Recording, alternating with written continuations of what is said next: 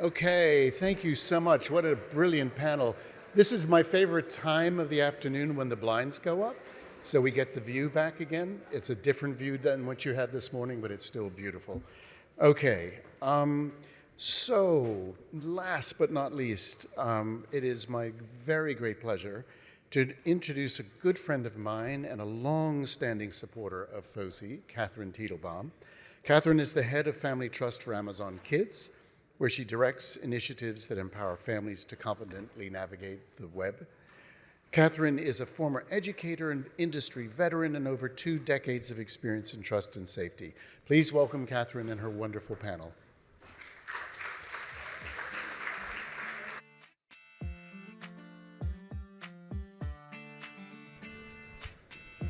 Okay. A little thin crowd. Nothing like being last before happy hour. Thank you all for staying. Thank you all for smiling at us and showing us some energy and love too.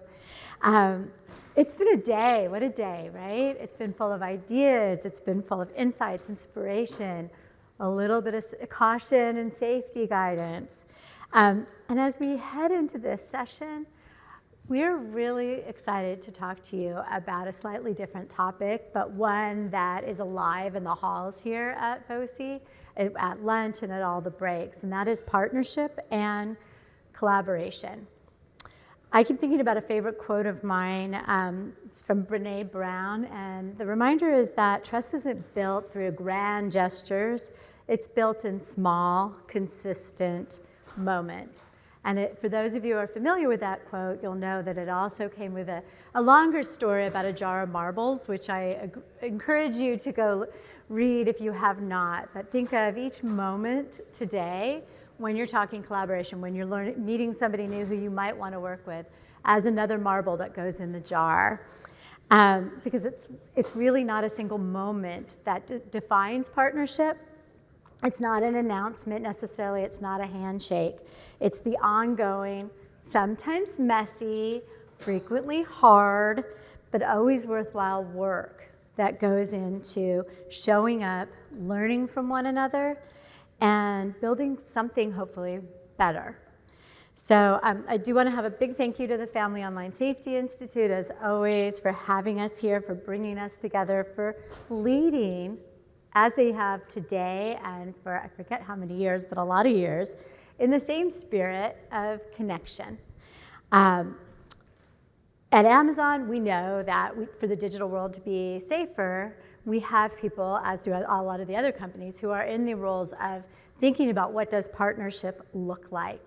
And in that same spirit of connection across research, advocacy, technology, I'm really excited to have this amazing panel with me today. We have Vu Gandon Lay from Connect Safely. We have Donnell Probst from Namely. We have Corey Scott from the Digital Wellness Lab and Belle Torek from the National Network to End Domestic Violence. And we will explore hopefully we'll explore what authentic partnership looks like, how these organizations are able to function to drive real world change and impact, and how you should walk away with some practical ideas on how you can improve your collaborations with not just these organizations, but all the varied organizations that you all work with. To kind of set the stage and do more of an introduction of each of you, we'll start with you, Vu, but I'd like to ask you each to talk a little bit about what partnership means for your organization or for you personally, and tell a little bit about yourself, of course. Hi, I'm Vu Gandon Lay. I'm the media director for Connect Safely. I'm a poor approximation for Larry Magid, for those of you that know him. He's doing much better, but he was sick right before the conference, so he sends his love. And I am. What does partnership mean to me? Yeah, what does it mean to you? I mean, I think exactly what you said, right? Like showing up for each other, having conversations that when they're hard, I think is that kind of, this is the thing that defines partnership versus, working together. Thank you. Donnell? Yeah, I think that for us, which I've heard this multiple times today, which is really exciting, that we, and for our partners, I know you've heard this before, but we view it as that shared responsibility. We did a summit last year for industry, and that was the entire theme of our summit. It is not something that any one of us can accomplish by ourselves, especially not, smaller nonprofits, medium-sized nonprofits, even sometimes large nonprofits. And so those partnerships are really important. And for us, it's really trying to move past that vendor relationship into an actual partnership that's sustained and long-term, and we find a way that we share our missions together. So hi everyone, I am Corey Stott. I'm the Executive Director of the Digital Wellness Lab at Boston Children's Hospital. And we do research at the Digital Wellness Lab, and we try to use our research to inform strong design of products, policies, and services and user supports that are healthier and safer for young people. And so what that looks like in partnership for us is that, sometimes when you're working with partners and you are on the nonprofit end and your partners are supporting you financially, there can be a power differential. And I think that true partnership and the partnerships that we work to choose are those that we're sitting at the same table and we are going back and forth and deferring to expertise on both sides, and where our partners are invested in the same outcome of young people's well-being that we are. Thank you. Belle? Hi everyone, Belle Turek. I'm a tech safety specialist at the National Network to End Domestic Violence, where I serve the Safety Net Project, which is the part of the organization dedicated to this intersection between technology and abuse. And we work with industry, policymakers, civil society, academics to make sure that we're all working in tandem to combat gender-based violence and other forms of online abuse. To me, partnership means this symbiotic relationship, right? So the National Network to End Domestic Violence comes with this niche subject matter expertise around domestic abuse in particular. And when we get to take our niche expertise to a mega organization like Amazon, we get to broaden our impact to the benefit of survivors. On a really selfish note, I want to take a moment to talk about the partnership that we have with Ring, with Amazon's Ring program. In 2022, Ring approached NNEDV to create this program such that Amazon's Ring actually gives Ring devices to coalitions and programs directly that then go to survivors. In the 3 years that that program has existed, over 35,000 survivors have benefited from access to Ring devices, and to me, it's proof of concept. It's seeing this in action. Thank you. Obviously not my role, and I haven't had anything to do with that partnership, but it is a really good proof point and an example of what authentic partnership looks like, because I think if you will speak to the people on our teams, they've learned a lot from the experts within your organization about how to build a better product for our audience. It's a good transition to thinking about technology and change, and almost every talk today has touched on evolving technology, especially in the form of AI. It's reshaping, for me, being in online safety all these years, it's definitely reshaping how I think about online safety, how I think about learning, child development, and the intersection of technology and just well-being. And I know for each of you in your ways, it is also impacting you. Corey, I thought maybe if you wouldn't mind starting, but I'd like to know how you think about how partnerships can help you navigate such a transformational time period, and can you share an example of either research or advocacy that has helped because of the partnership? Yeah, so, as we all know, and certainly if we didn't know when we got here today, we know now that, AI in particular, and the way that we're experiencing it now it's an emerging technology, and therefore the research, it just isn't there yet to know the impacts of use of these various tools that are AI-driven on young people's well-being, on families' well-being. We're still at the part where we're learning how they're using it, not even why.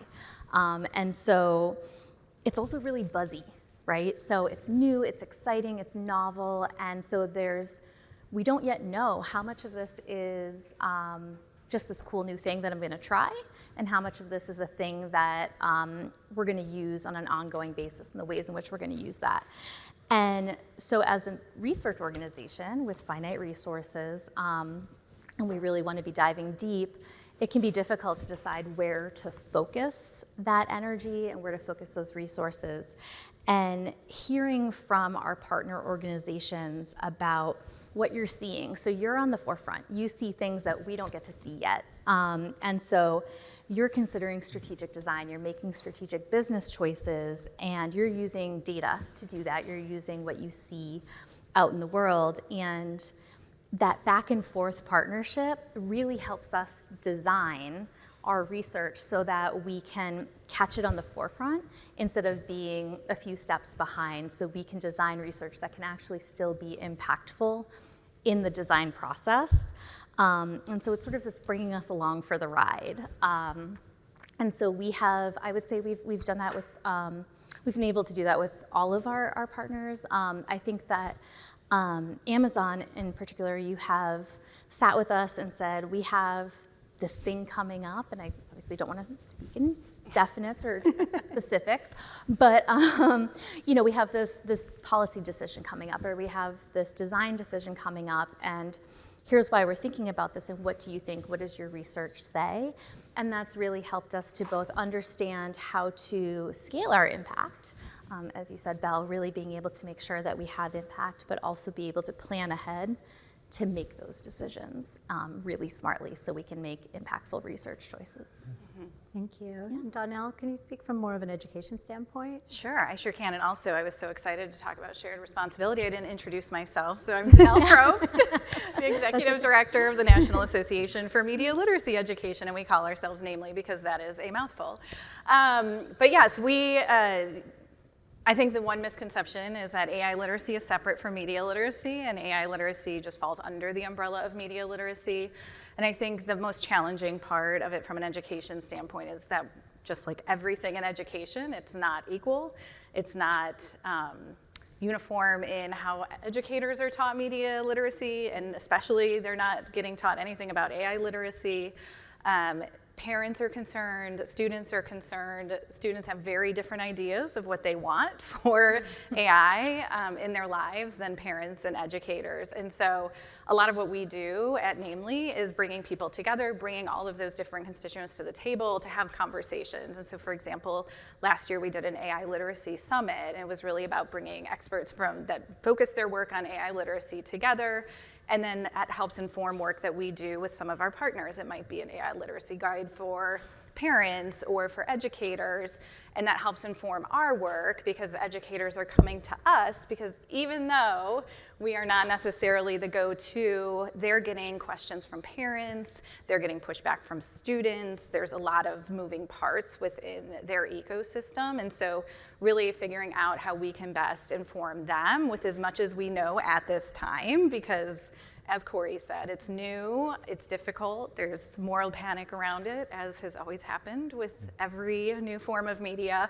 So we do our best to help kind of dissipate those fears, come with practical resources, and then work with our different partners to put it into spaces where they might not otherwise be getting media literacy in their classroom. So it might be on platforms, it might be on gaming platforms, it might be in corporate partners who also have parents in their orbit looking for different information. So we really just work to kind of backfill those spaces until education catches up, which, it could be a decade or two. It's very slow. So our partners are really important in that. It's funny, like when you both have pointed on, we have learned a lot from the past, and like me, Vu, this is not your first technical revolution since you've been doing your advocacy work. Would you mind speaking a little bit about whether or not you've learned what has benefited from partnerships? And yeah, Connect Safely, we're celebrating our 30th anniversary this year.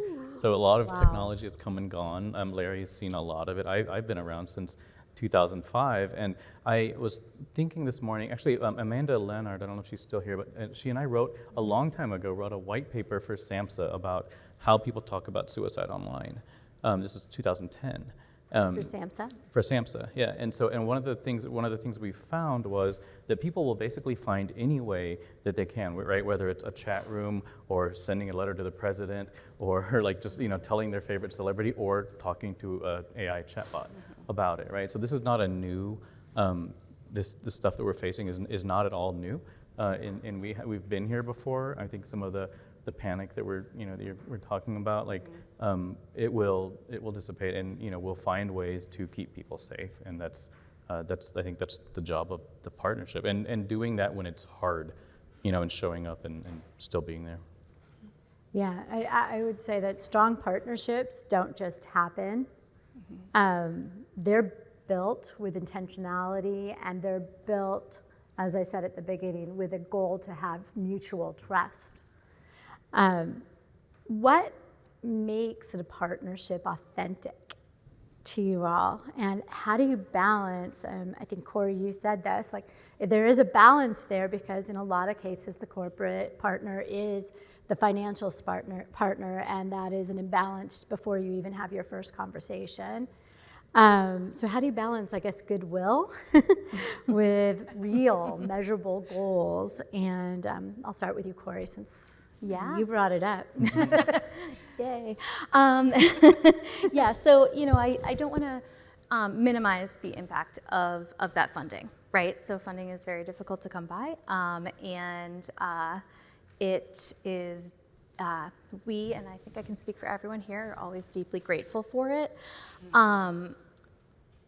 But it is somewhat secondary in that it's really that collaboration and that amplification of change and that that sort of speeding up the path to that end point that we want to see. So without the commitment to action, we just aren't as well positioned to make the impact that we're seeking. So at the Digital Wellness Lab, our impact model is to make that change in the design of products, policies, and services. And so that means that we have to be partnering in an authentic and meaningful way with the folks who are, we call them supporters, so the folks who are supporting us. And we're really choosy about that on purpose. We want to be partnering with folks who are willing to come to the table and to have those really challenging conversations, to hear critical feedback, and to understand that we're gonna publish everything we learn. And one way that we know that that authenticity is happening is that we're at the table all the way at step 0, and then we're at the table throughout the process, and then there's this circling back of where it landed and how our research or our clinical expertise was integrated, and that's where it really starts to feel like we're in this together, and we're bringing our individual resources and our individual knowledge bases to bear to pursue that end goal. Yes, I've been on the receiving end of some boundary setting from you and your team. Mel, would you like to add anything about the authenticity and what it takes to build a deeper partnership?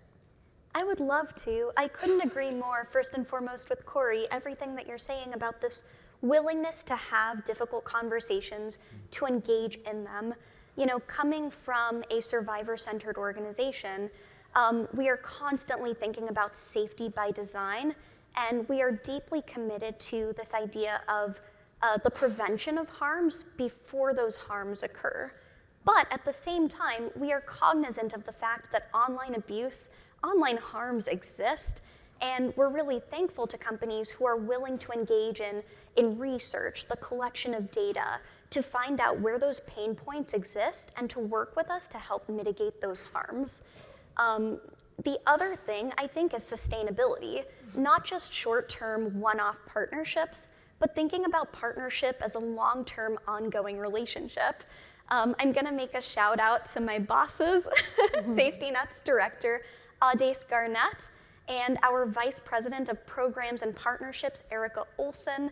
You know, we've cultivated such a relationship with Amazon and with other companies that when a product or a feature exists or is about to exist and we spot some potential flags, first and foremost, a lot of the time we're engaged in those conversations way before things go to market.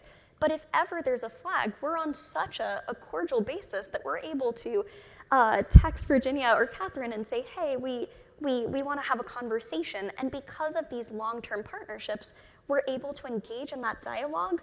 And it's always to the benefit of consumers, to survivors, to families, to young people. Thank you, and that is true. We do. I'm on the receiving end of those conversations too.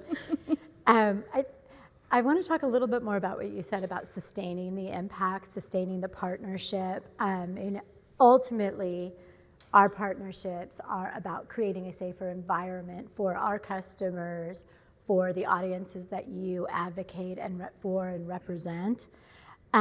Wondering how is anyone supposed to know if this is working? Like, we know we do some things, we know we talk about some things, but how do you know when it's really working? How do you measure impact?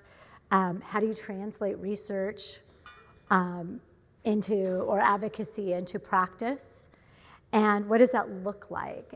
And so, Donnell, would you like to go first? Yeah, so I think it's interesting in our organization because our primary audience are PK through 12 educators, librarians, kind of anyone in that orbit. Secondary to that are parents and students. And so oftentimes we understand that our primary audience doesn't perfectly and neatly align with many of our partners. And so it's really taking a deep dive to figure out how can we integrate what you're wanting to accomplish, what we're wanting to accomplish, and pool our knowledge, our resources, our connections, our intellectual property, and network in order to accomplish a shared mission. And so once we see that kind of come full circle, and we have partners who are willing to be honest with us and say, like, here is what we're really interested in, here's, you know, things that we're talking about behind the scenes, and I can say, here's what we're thinking about, and we can both be honest about what's gonna work and not work for each other, and get us to a point where then I think that is best case scenario, where you're finding things that in the end they're going to serve the purpose that they were originally intended. And so when we start to see that investment and that collaboration turn into impact by getting down to teachers, getting to parents, resources are ending up in the hands of people who need them, especially when this is a very tumultuous kind of media environment right now. For us, that's a huge win because, as I said before, we know that educators are not always able to deliver this in a classroom, and we can't always, as many have said here today, rely on that trusted adult because that is different or may not exist for many students. And so if we can come at this from as many ways as possible, that's incredibly important for us to backfill some of those gaps. And so when we start to see the hands of teachers saying, oh my gosh, this is exactly what I needed, I'm not gonna get PD, but this particular resource helps me, or I can provide this to my parents or students or whatever it might be. Thank you. And Corey, would you like to add to that at all? Or I think she covered almost everything, just the research part.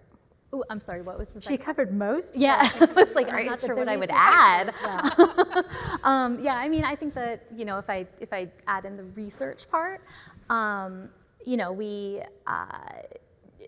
the impact, we hit a lot of different places, right? So one is sort of being able to, like I said before, see that full circle, right? So we start over here, we add clinical and academic research into the conversation, and then over here a decision's been made, a new product is released, a new policy, whatever the case may be, and we think it's healthier, safer, whatever, whatever the focus was for young people, right? So that's one path of measurement. Another is we're doing all this research, and one way in academia that research becomes really valued is that it is published. And so we're able to track our publications and know that other academics are taking that information, learning from it, and building on it. And so there's a lot of collaborative research, and that's another sort of measurement path. And then I think too, there's a piece here around, you know, there's parents, there's educators, there's clinicians, there's all these first line folks with young people who they get information from a lot of different places, and sometimes that information is very, very emotional. And so as we start to see certain parents or certain groups of parents or certain clinicians and folks that are starting to pick up this more nuanced research-based version of what we're understanding or what the guidance might be, that's sort of it's a little less measurable, but it feels really good as an impact measurement. Thank you. Yeah. I know you said earlier, somebody from the Digital Wellness Lab said earlier, and this is a call out to one of the other panels, but you were quoted while you were sitting in the audience, that some of your research was quoted back to you. And that feels really good too, but that's how you know that you're influencing kind of an ecosystem of safety, I would say. Yeah. And not just the one partner who maybe asked the question or was maybe working on the product or funded a research project. I'd like to look a little bit to the future. And one thing with the tumultuous times is we don't know where it's going, right? But especially with emerging tech and you kind of the family dynamics around the online spaces needs to continue to evolve, will continue to evolve. Let's think a little bit about what's next. And Vu, I'd love to start with you about whether you see some opportunities here. What do you see about challenges in 2026 and beyond? Sorry. And also practical steps everybody in the room Absolutely. think about. I might start with the practical step, if that's okay. Yeah, of course. Connect Safely has a lot of amazing partners, and I consider all of the people that we interact with champions, right? And I think the practical step I would offer is like find or become the champion. And if I can tell an old story. When I was my background is that I come from suicide prevention world. So when I was at the National Suicide Prevention Lifeline, I get a call from Tom Lenoble, who is at Facebook, customer service, and he's like, "Hey, people on my platform are talking about suicide. What do I do?" And the only reason that happened is that he cared about it. He was like, "I have personal connection to this topic. I care deeply about it. Can we help them?" And we figured out a way, right? It was messy and it was weird, but we figured out a way to help them. And I think that's kind of the only way, especially as things are really complicated. That's kind of the suggestion I would have, I guess. Val, what gives you hope? What gives me hope? So one of the things that I think about a lot as a lawyer is the idea that a lot of the time when something comes to a courtroom, it's kind of too late to really mitigate harm that's already occurred. You're just thinking about future harm. And one of the good things about partnerships is that we have the ability to really be active partners and keep people safe and healthy and engaged before bad things happen. It's one of the things that I see as a real, a strong suit and a pro of engaging in these relationships. Because we have the ability to do so much. And, thinking Wizard of Oz style, there's so much that happens behind the curtain, right? There are so many things. Imagine the number of things that didn't go to the market because they were really harmful and really bad. No company is going to go out of their way to say, look what we didn't do, right? But because all of us on stage kind of have some insight into those things, we get to see how much safer the online ecosystem is because of these relationships that exist. Thank you for that. You're right. Nobody goes on stage to say, what do we not do? Corey or Belle, do you want to add to that? What gives you hope? Yeah. Well, so we just got back from a youth summit last week, and I have to say that young people give me hope. Yeah. I think that the teenagers and young adults that I have met through this work and the 50 some odd young people who we had with us last week, they're incredible, they're smart, they know what they need, and they know what they want, and they know why they're using the things that they're using in terms of technology tools, and they're willing to tell us. And if we listen to them, I think that we'll be in pretty good shape. And so I think that young people really, they give me hope that we're gonna be okay. Yeah, do you want to? Yeah, I think interestingly enough, kind of the groundswell of AI has really, I think, but another moment that shed light on the need for media literacy. The great thing about media literacy is that it applies to all technologies, all platforms. It's a process, not a product. So, you know, once you have that skill set, you can translate that to any type of tech media content. And I think, you know, I see that people are starting to understand that media literacy is a preventative measure and that it's good business for platforms and tech companies because it prevents users from engaging in behaviors that cause these harms that we're all discussing at events like this. And so I think just the fact that I'm up here and Corey's up here for digital wellness and we're all up here trying to do this work, and that we have so many people who are willing to listen and who are interested in this work and interested in advancing it through partnerships is really inspiring and gives me a lot of hope because, you know, we used to say that nobody used to call us about media literacy, and, you know, now we are. Now we are, so progress. Well, thank you for that. Thank you, all four of you. It has reminded us today that there's no one organization or one perspective that will have all the answers or all the solutions. And here's to partnership. I hope you continue the conversation out there. Thank you. Thank you.